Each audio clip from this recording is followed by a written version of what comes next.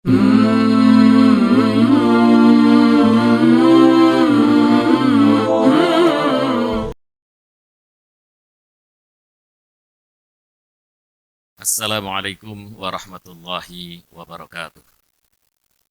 Alhamdulillahilladzi ballaghana ramadhana syahrul Qur'an. Wassalatu wassalamu ala nabiyyina Muhammadin khairil bashari madal azman wa ala alihi wa ashabihi afdhalil ajyali wa humul fursan. Kaum muslimin yang dirahmati Allah Subhanahu wa taala, syukur alhamdulillah kita semua ini telah diberi karunia yang paling mahal, paling istimewa, yaitu iman. Yang dengan itu antara lain kita masuk di dalam golongan hamba-hamba Allah SWT yang diseru untuk melaksanakan ibadah siam, ibadah puasa di bulan Ramadan ini. Seruan itu ada di dalam surat Al-Baqarah ayat 183 yang masyhur itu. Allah SWT berfirman, A'udzubillahi minasyaitonirrajim. Ya ayyuhalladzina amanu kutiba alaikumusiyam kama kutiba alal ladzina min qablikum la'allakum tattaqun. Kaum muslimin yang dirahmati Allah, kenapa dikatakan bahwa iman adalah nikmat atau karunia yang paling agung dan paling mahal? Ya, karena pertama bahwa iman itu adalah satu kenikmatan yang berbeda dengan kenikmatan-kenikmatan duniawi lainnya yang diberikan kepada semua manusia. Kalau iman tidak begitu, iman hanya diberikan kepada hamba-hamba Allah yang dicintainya.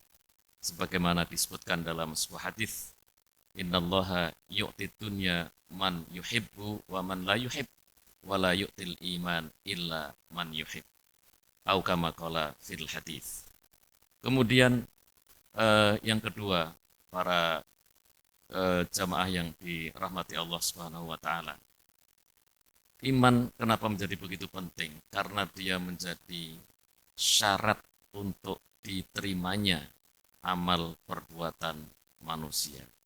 Dengan adanya iman yang dimiliki oleh seorang hamba Allah, maka apa saja yang dia lakukan itu ada rekamannya, ada catatannya, dan kemudian dijanjikan balasan nanti di akhirat. Sementara orang yang tidak memiliki iman itu, dia tidak akan mendapatkan balasan apa-apa atas perbuatannya yang walaupun telah bermanfaat bagi orang banyak.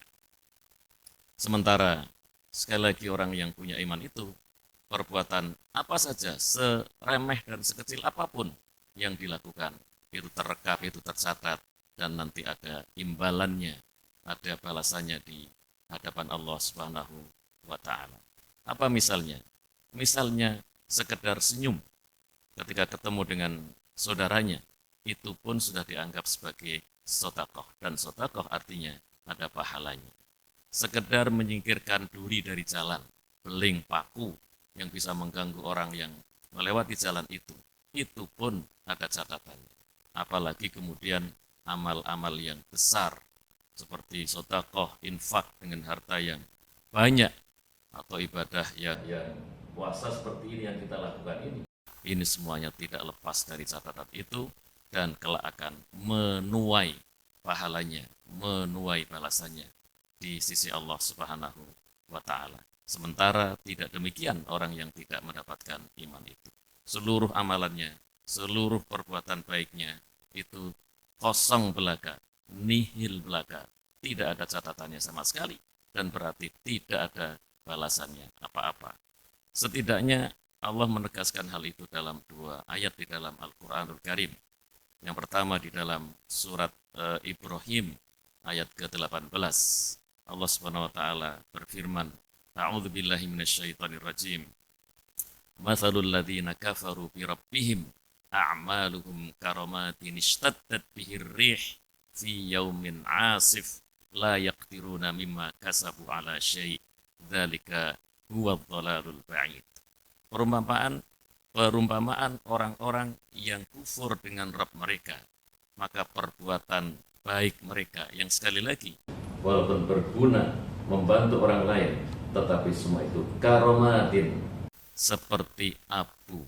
Bagaimana abu itu? Abu adalah benda yang tidak punya berat sama sekali, yang ringan sama sekali. Dan kemudian benda yang ringan itu ishtaddat bihir rihu, dihempas oleh angin, dan bahkan hempasan angin itu terjadinya fi yaumin asif, di hari ada badai besar, ada topan, angin puting beliung, maka dipastikan tidak lagi tersisa debu itu sama sekali. La yaktiruna mimma kasabu ala syai', mereka tidak bakal mendapatkan apa-apa atas perbuatannya dahulu kala itu, yang sekali lagi walaupun telah bermanfaat bagi orang lain. Dan kemudian Allah tutup ayat itu dengan pernyataan yang tegas, dzalika huwad dhalalul ba'id, itu adalah kesesatan yang jauh, yang nyata, yang menyengsarakan. Kaum muslimin yang dirahmati oleh Allah Subhanahu wa taala. Namun kemudian memang ada syarat berikutnya agar amal perbuatan orang yang telah beriman itu kemudian bisa dibungkus, diterima sebagai bagian dari amal solehnya. Syarat selanjutnya adalah keikhlasan. Bahwa ketika beramal itu, nawaitunya, motivasinya, tujuannya semata-mata untuk mendapatkan ridho dan balasan dari Allah SWT itu, dan bukan karena yang lain-lainnya. Bukan ingin dipuji orang, bukan ingin terkenal di masyarakatnya sebagai telah berbuat ini dan itu, tapi semata-mata untuk menggapai ridho dari Allah Subhanahu wa taala. Ini syarat yang tidak boleh disepelekan, karena jika syarat ikhlas ini tidak dimiliki, tidak dipasang ketika orang melakukan kebaikan tertentu, maka dipastikan amal perbuatannya, walaupun sudah punya iman tadi itu, amal perbuatannya tidak bakal diterima. Ini tentu dalilnya sangat banyak. Kalau dari hadis misalnya, sebuah hadis yang sangat terkenal, Rasulullah Sallallahu Alaihi Wasallam mengatakan, innamal a'malu binniyat wa innamal likulli imri'in ma nawa. Sesungguhnya amal perbuatan manusia itu tergantung niatnya. Dia niatnya apa, itulah yang akan diperoleh. Faman kanat hijratuhu ilallahi wa rasulihi fa hijratuhu ilallahi wa rasulihi. Waman kanat hijratuhu lidunya yusibuha aw imra'atin yang kihuha fa hijratuhu ila ma hajara ilaihi aw kama qala sallallahu alaihi wasallam. Ada sebuah pernyataan di hadis yang lain yang harus menjadi perhatian kita semua, betapa mengerikannya sebuah amal perbuatan yang pasti akan tertolak jika tidak disertai dengan niat yang ikhlas itu.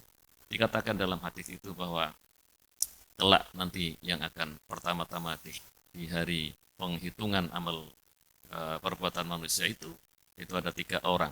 1 orang yang mati di medan peperangan musuh Islam. Kemudian yang kedua orang yang qari, yang pandai membaca Al-Quran dan telah mengajarkannya.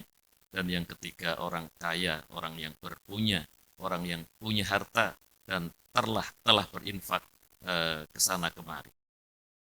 Ini 3 orang yang akan dihadirkan di hadapan Allah.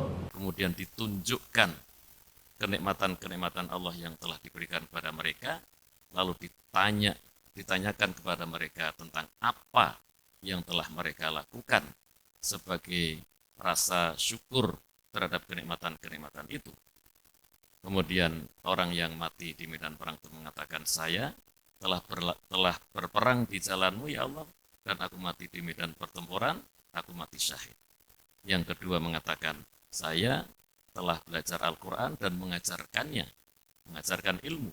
Dan yang ketiga, saya telah mensodakohkan, meninfakkan harta yang panjenengan berikan kepada saya. Semuanya mengaku di jalan Allah. Semua mengaku lillahi ta'ala.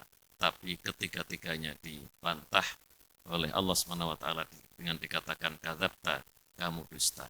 Kamu memang mati di medan perang, tapi niatmu bukan lillah, tetapi ingin disebut sebagai seorang yang pemberani, seorang yang telah berjuang dan kemudian disebut sebagai pahlawan. dan itu sudah dikatakan, sudah didapat niat itu, tujuan itu.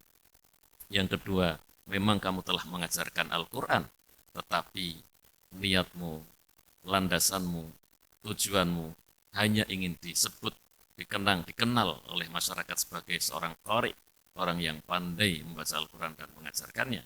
Yang ketiga, dikatakan bahwa kamu memang telah berinfak, memberikan sedekah ke sana kemari, tetapi niatmu agar disebut oleh masyarakat sebagai seorang yang dermawan.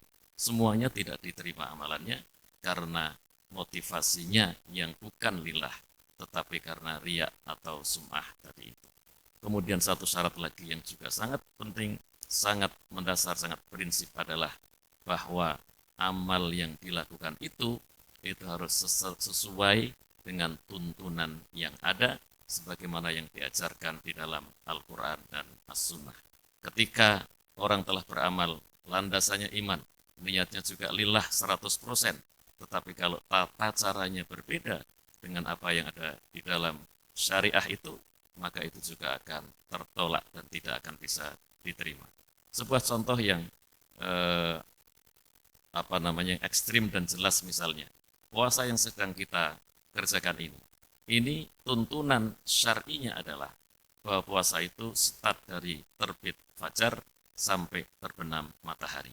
Kalau ada orang melakukan ibadah puasa di bulan Ramadan ini, tapi dengan caranya sendiri, misalnya mulainya itu dari terbit matahari dan kemudian selesainya adzan isya, maka walaupun dasarnya iman dan walaupun ikhlasnya 100%, tetapi karena tata cara seperti ini berbeda dengan apa yang diajarkan oleh syariat, maka dipastikan puasa dengan cara yang seperti itu juga akan tertolak, tidak mungkin dapat diterima.